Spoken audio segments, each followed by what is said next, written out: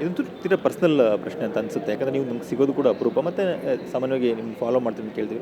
ನೀವು ತುಂಬ ಚಿಕ್ಕ ವಯಸ್ಸಲ್ಲೇ ಮದುವೆ ಆಗ್ತೀರಾ, 20 ವರ್ಷಕ್ಕೇ ಮದುವೆ ಆದ್ರಿ. ಬಟ್ ಈಗ ಒಂದು ಬೇರೆ ಥರದ ಒಂದು ಜೀವನ ಶುರುವಾಗಿದೆ. ಸೊ ಈ ಈ ಲೈಫ್ ಹೇಗಿದೆ ಮೇಡಮ್? ಯಾರಾದರೂ ಒಂದು ಜೀವನವನ್ನು ಚೇಂಜ್ ಮಾಡ್ತಾರೆ ಅಂದಾಗ ಅದಕ್ಕೊಂದು ರೀಸನ್ ಇರುತ್ತಲ್ವ. ಸೊ ಅದೇ ರೀಸನಿಂದನೇ ನನ್ನ ಜೀವನದ ಇನ್ನೊಂದು ಡಿಸಿಷನ್ ನಾನು ತೊಗೋಬೇಕಾಗಿ ಬಂತು. ದೇವ್ರ ದಯದಿಂದ very supportive person, very calm person, ಒಳ್ಳೆಯ ವ್ಯಕ್ತಿ.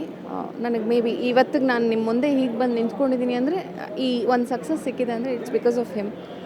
ಸೊ ಚೆನ್ನಾಗಿದ್ದೀನಿ. Thank you. ಬ್ಲೆಸ್ಸಿಂಗ್ಸ್ ಹಂಗೆ ಇರಲಿ. ಇನ್ನು ಹಲ್ಕಾ ಡಾನ್ ಈಗ ಕಮ್ ಬ್ಯಾಕ್ ಅಂದರೆ ಒಂದು ಒಳ್ಳೆ ಸಿನಿಮಾ, ಒಂದು ಒಳ್ಳೆ ಪ್ರೊಡಕ್ಷನ್ ಸಿನಿಮಾ. ಐ ಥಿಂಕ್ ನೀವು ಕಂಪ್ಲೀಟಾಗಿ ಇನ್ನು ಕನ್ನಡದಲ್ಲೇ ಬ್ಯುಸಿ ಆಗ್ಬೋದು ಅಂತ ಅನ್ಸುತ್ತೆ. ಯಾಕಂದರೆ ಇಲ್ಲಿ ನಿಮಗೆ ತುಂಬ ದೊಡ್ಡ ಫ್ಯಾನ್ ಬೇಸ್ ಇದೆ. ಬ್ಯುಸಿ ಆಗಬೇಕು. ನಾನು ಭಾಷೆ ಡಿಫ್ರೆನ್ಸ್ ನೋಡಲ್ಲ.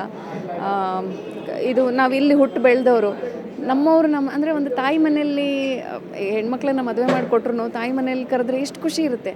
ಹಾಗೆ I am very happy to come and work here any time.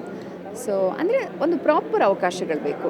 ಬರ್ತೀನಿ ಅಂದ ತಕ್ಷಣ ಯಾವುದನ್ನು ಒಪ್ಕೋತೀನಿ ಅಂತಲ್ಲ. ನನಗೆ ನನ್ನ ಜೀವನಕ್ಕೆ ಯಾವುದು ಸೆಟ್ ಆಗುತ್ತೆ, ನನ್ನ ಎಕ್ಸ್ಪೆಕ್ಟೇಷನ್ಗೆ ಯಾವುದು ರೀಚ್ ಆಗುತ್ತೆ, ಒಳ್ಳೆ ಟೀಮು ಎಲ್ಲನೂ ಮುಖ್ಯ ಆಗುತ್ತೆ. ಸೊ ಅದನ್ನು ನೋಡ್ಕೊಂಡು ಮಾಡ್ತೀನಿ. ಕೊನೆಯದಾಗಿ ಮೇಡಮ್, ಹೆಸರನ್ನು ಕೂಡ ಬದಲಾಯಿಸ್ಕೊಂಡಿದ್ದೀರಿ ನೀವು ಈಗ, ಅಂದರೆ ಸ್ವಲ್ಪ ಚೇಂಜ್ ಆಗಿದೆ, ಹಾಗಾಗಿ ಕೇಳ್ತೀನಿ. ಇವಾಗ ಏನಂತ ಹಾಕ್ಕೊಂಡಿದ್ದೀರಿ? Jyothi Poorvaj. This is my name. Thank you. Thank you.